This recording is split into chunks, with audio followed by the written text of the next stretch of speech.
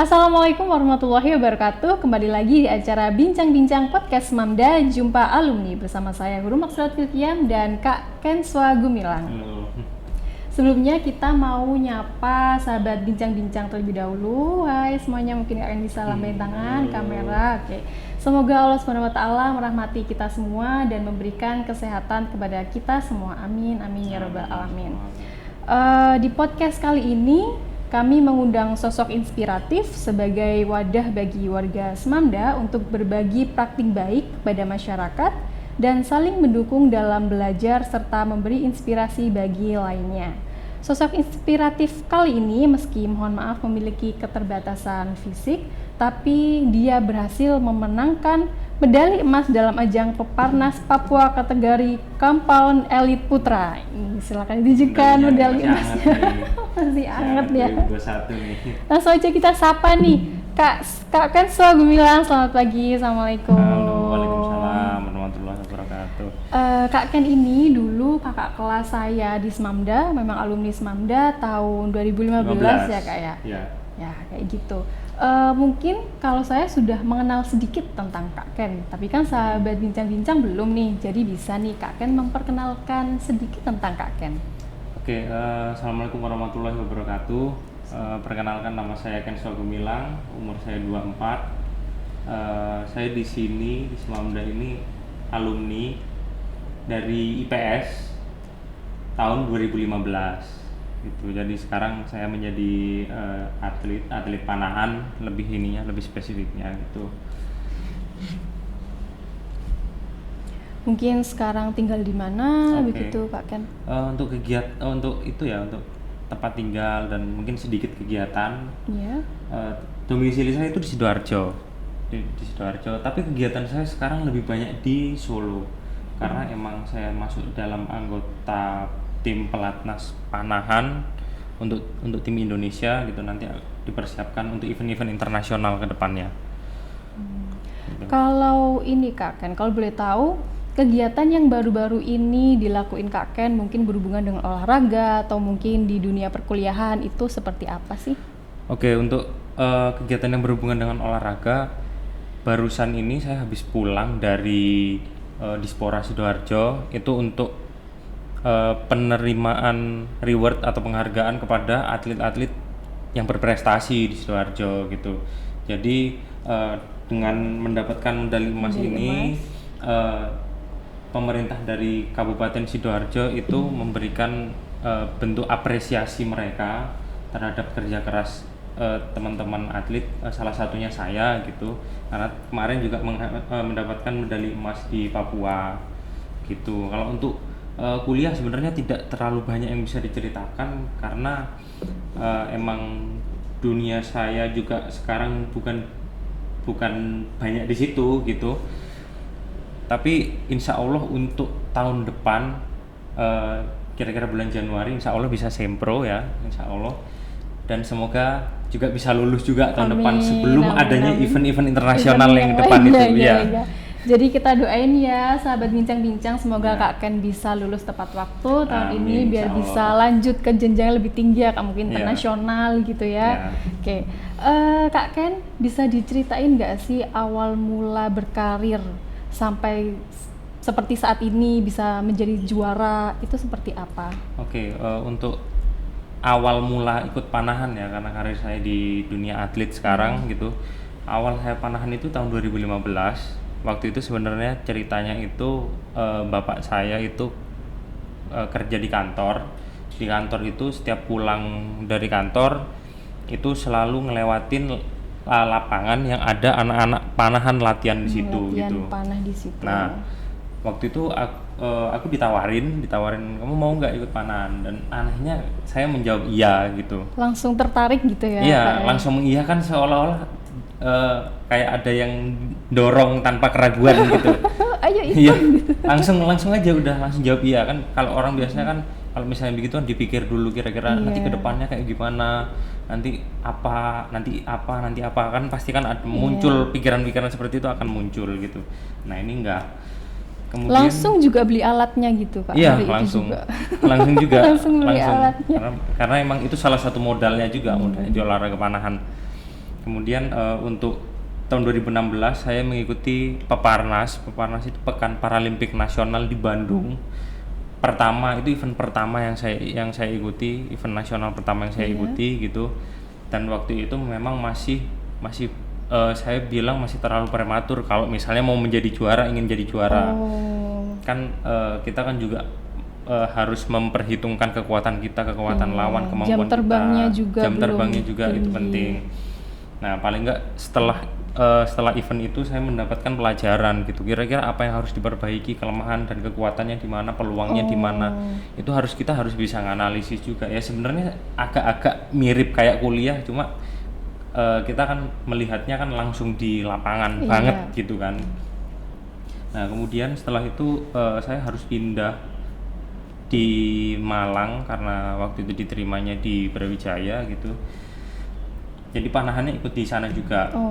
Nah, setelah di sana itu tahun 2015 itu dari tahun 2015 sampai tahun 2018 itu latihannya emang lebih banyak di sana gitu, karena memang kegiatannya juga fokus di sana untuk kuliah, dulu organisasi juga ada. Kemudian panahan ini juga masih ditekuni gitu karena emang sepertinya udah jatuh cinta tanda kutip ya gitu. Panah ini cabang olahraga panah ini ya Kak ya. Benar. Nah, kemudian waktu itu ada pengumuman seleksi untuk persiapan ASEAN Para Games di Filipina yang harusnya diselenggarakan tahun 2020, awal tahun 2020. Di seleksi itu tahun 2018. Lama banget berarti ya, Kak. Memang lama karena memang persiapan untuk ke situ itu nggak mudah gitu. Persiapan untuk ke situ harus ada fase-fasenya gitu. Nanti mungkin bisa dijelasin sedikit nanti.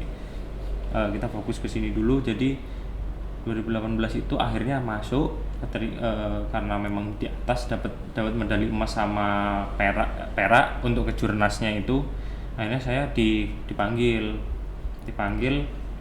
Setelah itu pun banyak event juga yang diikutin, event internasional itu single event itu artinya event itu untuk satu cabang olahraga aja. Kalau khusus panah berarti ya Kak. Khusus panah. Kalau multi event itu kayak ASEAN Para Games Jakarta kemarin itu multi event kita panggil. Berapa cabang olahraga? Iya, banyak. Nah, itu ikuti single event pertama di Thailand, di Bangkok.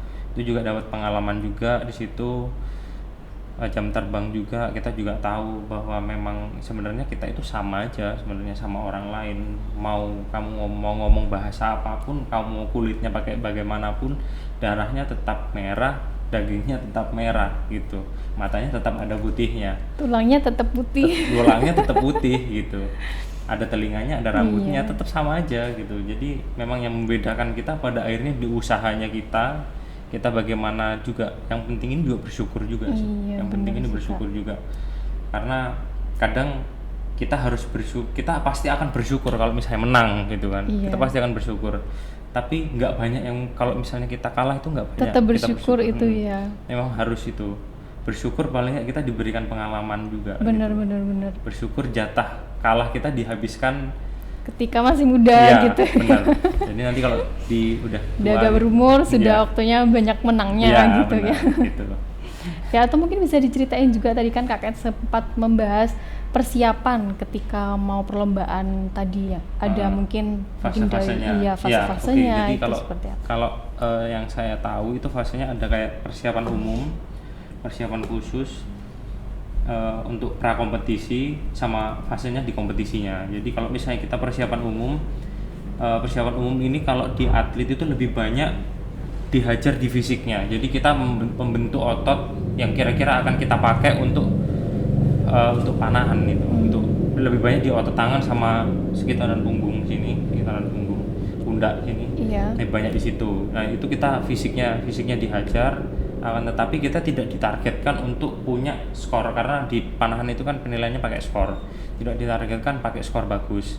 Nah, nanti waktu persiapan khusus ini kita sudah melihat ke per individu ini kira-kira bagaimana, ini kurangnya apa, ini lebihnya apa gitu. Misalnya kalau kayak aku ini ya, kira-kira aku ini kurangnya apa, misalnya emosinya terlalu ini kalau misalnya tembakannya jelek gitu ya. Nah, itu ya nanti yang akan dikasih sama pelatih gitu. Kalau misalnya Huru mungkin oh ini teknik pelepasannya kurang halus gitu, nanti fokusnya di situ gitu, teknik pelepasannya yang dihalusin karena dianggap yang lain itu sudah bisa, sudah bagus Jadi gitu. tinggal ditambahin apa yang kurang itu tadi ya Kak Ya. Ken. Oh, Nah, kalau nanti ada fase prakompetisi itu kita sudah menurunkan semuanya, kita benar-benar fokus di perkenaan, fokus mengejar poinnya gitu. Dan di fase ini juga salah satu fase krusial di mana kita harus memikirkan bahwa kita sudah melewati 2 fase panjang dan berat. Gimana caranya kita bisa memaksimalkan, mau itu moodnya, mau itu Fisiknya, fisiknya atau apapun itu. gimana caranya kita bisa mendapatkan namanya peak performance puncaknya kita itu Oke. di setting waktu pertandingan, waktu kompetisinya ini gitu. Karena kalau atlet itu pasti mencari peak performance-nya itu, performance puncak gitu. Kalau Kak Ken sendiri untuk menjaga atau memunculkan peak performance itu pakai cara apa? Kalau aku sih mengikuti lebih banyak mengikuti fase ini dulu. Jadi ya nanti kalau misalnya untuk persiapan umumnya ya persiapan umum ini fisik, persiapan khususnya nanti yang detail-detail itu kalau misalnya para kompetisi itu kita mau apapun yang kita lakukan kita harus happy gitu. Hindari masalah, terus hindari kita berpikir yang negatif itu kalau bisa itu bener-bener dihindari sementara dulu. Karena kadang kan kita kan memang kalau misalnya mau berpikir negatif kadang dilepaskan gitu kan. Kalau kita berpikir positif ya dilepaskan gitu. Ini kita belajar menahan. Pikiran negatifnya tahan dulu aja. Nanti setelah selesai kompetisi, setelah udah dapat medali nih, kalau udah dapat medali bebas mau ngapain Baru aja, silahkan. Iya, terserah gitu. Wasdol lah kalau bilangnya. Iya. Oke, kayak gitu ya jadi Kak Ken. Terus ini Kak Ken, mungkin ada apa ya istilahnya itu, hal-hal yang bikin Kak Ken itu down banget, hal-hal yang bikin Kak Ken ngerasa kok ini berat banget ya, kayak susah banget, itu biasanya Kak Ken tuh mencari solusinya tuh seperti apa? Kalau aku mencari solusinya sebenarnya caranya diem dulu aja sih. Maksudnya kita diem dulu, kita mencari kondisi di mana kira-kira kita sanggup untuk nyari dan menjalankan solusi itu gitu. Tapi harus tetap profesional tadi ya, karena dituntut sama. Kalau itu memang sudah menjadi keharusan, jadi mau apapun kita energinya itu kita fokuskan di sana dulu. Karena kadang kalau misalnya kita mungkin lagi down, lagi apa gitu, kita kadang memang nggak bisa berpikir.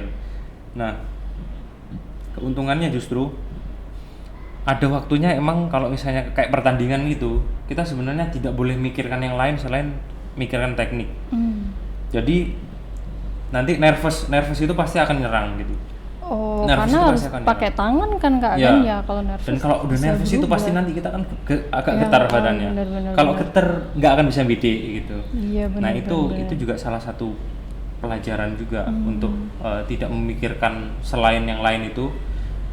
Jadi harus fokus, benar-benar fokus, nggak usah mikirin yang lain. Jadi cuma satu aja tekniknya kita udah kayak begitu. Jadi karena emang pengalaman dan emang itu saya buktikan emang itu berhasil gitu.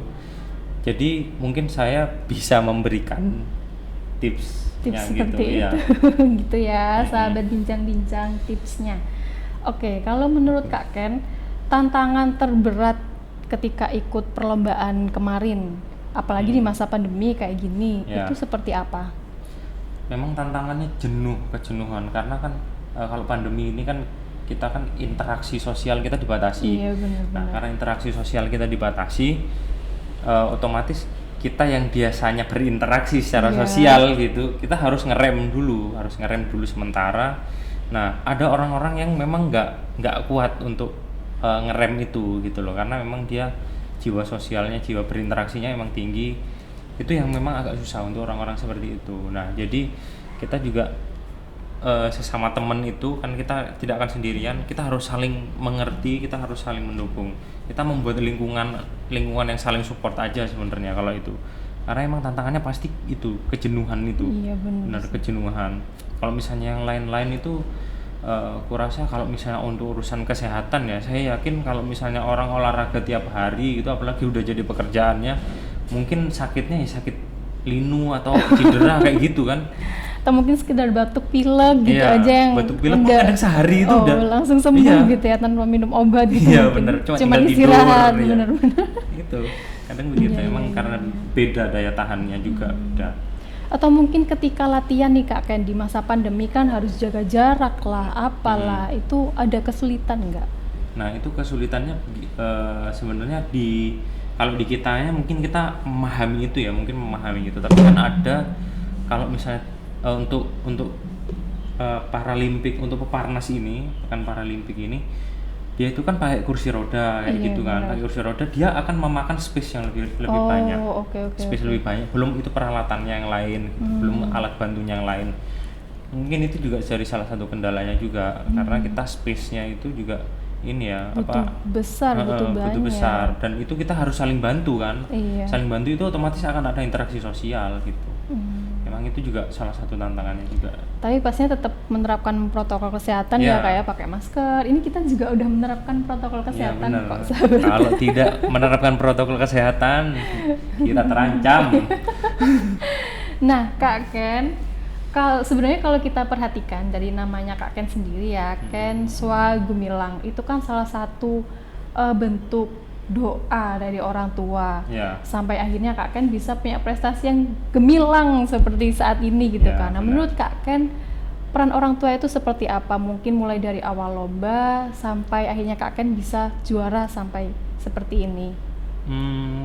Kalau perannya sih, kalau nggak ada orang tua ya jelas saya nggak akan ada di mana-mana mungkin, karena memang supportnya juga luar biasa. Kalau saya bilang dimanapun mau kapanpun ya tetap disupport, karena kan orang tua akan mendorong kita supaya lebih baik kan. Ini kan kita ibaratnya berusaha untuk mencapai kehidupan yang lebih baik versi kita, dan didukung oleh orang tua gitu. Dukungan moral, dukungan material itu lengkap semua gitu.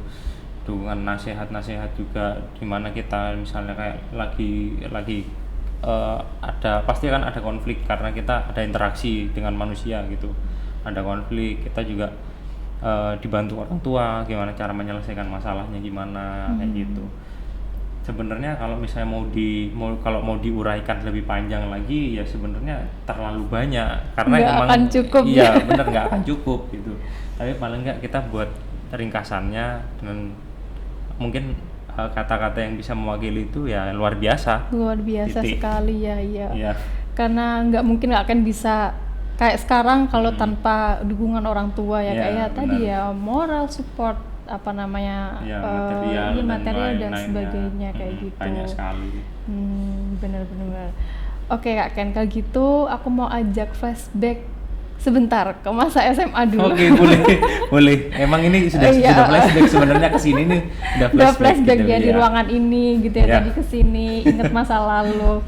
Nah, di masa SMA dulu nih Kak Ken, gimana sih peran, mungkin kita bisa sebut peran ya, peran Ya, Smamda untuk apa ya, mendukung Kak Ken sampai akhirnya sekarang bisa jadi juara gitu. Seberapa besar sih peran Smamda dalam hidup Kak Ken sampai akhirnya bisa jadi juara kayak sekarang? Kalau saya bilang memang cukup besar ya, cukup besar. Karena gini, kalau misalnya memang diceritakan dari dulu juga dengan kondisi saya yang seperti ini itu, tapi saya menganggap kondisi saya seperti ini itu biasa aja, saya menganggap sama. Tapi kan ada orang-orang yang menganggap agak berbeda gitu. Saya memahami itu. Tapi kalau di Samamda ini lingkungannya emang lingkungan yang benar-benar suportif, saya bilang gitu. Jadi teman-teman kalau misalnya saya nggak bisa itu misalnya pasti mereka bantuin gitu, terus kalau misalnya guru-guru juga pun sama seperti itu. Jadi emang lingkungannya saya lihat lingkungan suportif, dan ini memang mengajarkan saya untuk bersikap suportif juga kepada teman-teman saya yang mungkin ada masalah, ada apa, kita juga membantu, karena mungkin kita tidak bisa melihat hasil dari membantu kita ke orang lain saat ini, tapi mungkin beberapa tahun lagi itu akan berefek. Masa yang akan datang gitu ya, Nah, di Kak, masa ya. yang akan datang mungkin efeknya lebih besar daripada apa yang kita lakukan dulu untuk membantu teman kita kayak gitu. Itu yang yang saya lihat. Karena memang mungkin kalau misalnya dari segi pelajaran, dari segi yang hal-hal akademik gitu, kita nggak merasakan secara langsung, karena kita kan sebagai siswa kan cuma sekolah di satu tempat, nggak merasakan, nggak bisa membandingkan gitu kan. Oke. Tapi kalau misalnya kita melihat lingkungannya seperti lingkungan suportif kayak begitu, itu lingkungan yang nggak pilih-pilih temen gitu kan ibaratnya, saya juga harus bersyukur karena dulu sekolahnya juga di sini. Gitu. Melihat peluang yang ditawarkan juga banyak, kayak ekstrakurikulernya dulu kan, walaupun jujur aja saya nggak pernah ikut sih sebenarnya. Gitu. Beneran Kak? Karena setahu saya sih Kak Ken tuh pernah di volley sama basket gitu. Enggak ya? Ya cuma ikut-ikutan aja sebenarnya. Tapi kan kalau misalnya ikut ekstrakurikuler kan ikut latihannya, ikut dan begini gitu kan. Aku enggak. Aku lebih menikmati, mungkin dulu lebih menikmati masa-masa SMA aku, karena masa-masa SMA tidak akan terjadi 2 kali gitu. Udah. Kita kan nggak mungkin masuk SMA lagi. Iya dong.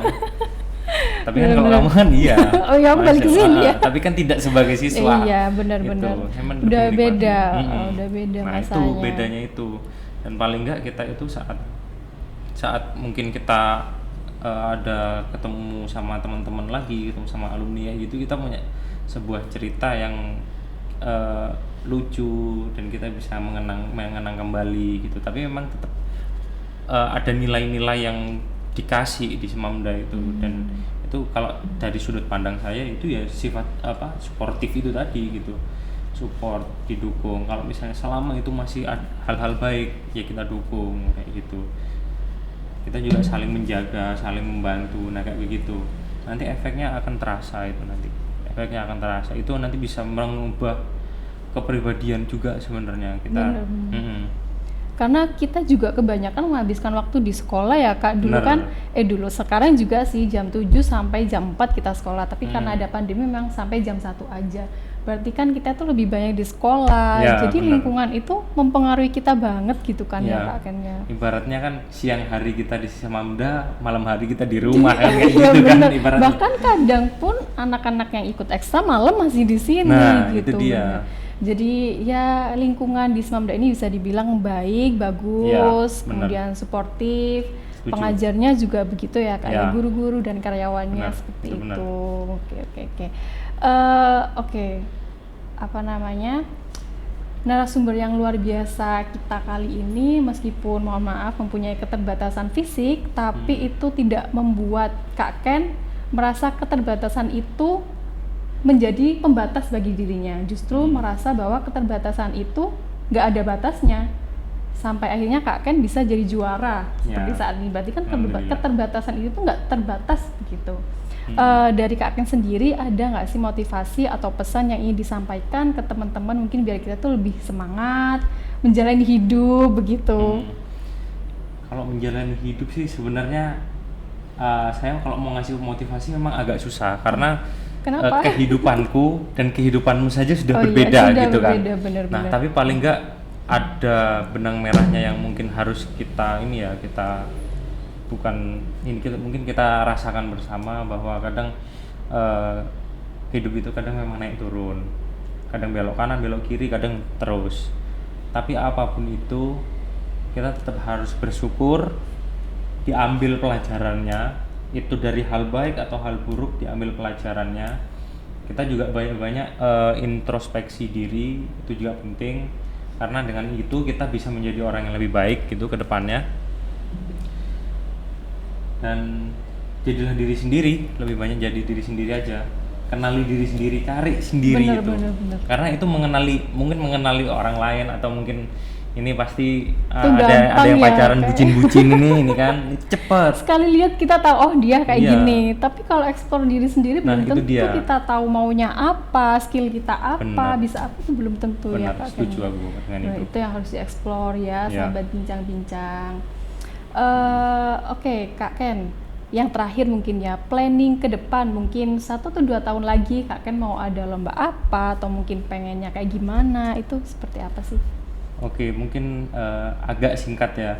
Tahun depan insya Allah menyelesaikan skripsi tadi ya, semoga cepat selesai.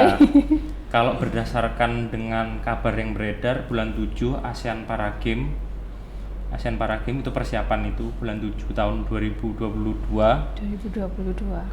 Itu tuan rumahnya di Indonesia, kemungkinan besar di Indonesia karena seharusnya Vietnam sebagai tuan rumah itu mengatakan tidak sanggup untuk jadi tuan rumah gitu. Okay. Kemudian bulan 10 di Cina, Guangzhou. Bulan 10. Oh, jadi cuma jarak berapa bulan? Iya, Kak cuma kan jarak mau 3 bulan. terbang ke luar negeri lagi. Iya. Dan itu pun belum include tryout ya, karena tryout itu biasanya kita ke luar negeri juga. Oh, gitu. Jadi tryout yang single event, yang aku bilang tadi single event untuk Panan aja. Itu biasanya juga diselenggarakan di luar negeri juga. Entah kita Kak kemana masih bisa belum tahu. jalan-jalan. Tapi memang fokusnya di sana. Iya sih. Pertandingan dulu, setelah pertandingan selesai ya baru jalan-jalan. Ya. Jadi sekali mendayung 1-2 pulau terlampaui gitu. Itu benar. Memang benar itu peribahasa yang sangat-sangat berguna sekali. Kita doakan Kak Ken semoga bisa mencapai impiannya, bisa mewakili Indonesia, menang di lomba-lomba yang akan diikuti selanjutnya. Terima kasih Kak Ken kami sampaikan karena sudah menjadi narasumber kita yang luar biasa hari ini. Semoga kita semua tetap dalam lindungan Allah Subhanahu wa taala. Amin rabbal alamin. Sekian podcast Mamda Jumpa Alumni kali ini. Wassalamualaikum warahmatullahi wabarakatuh. Waalaikumsalam warahmatullahi wabarakatuh.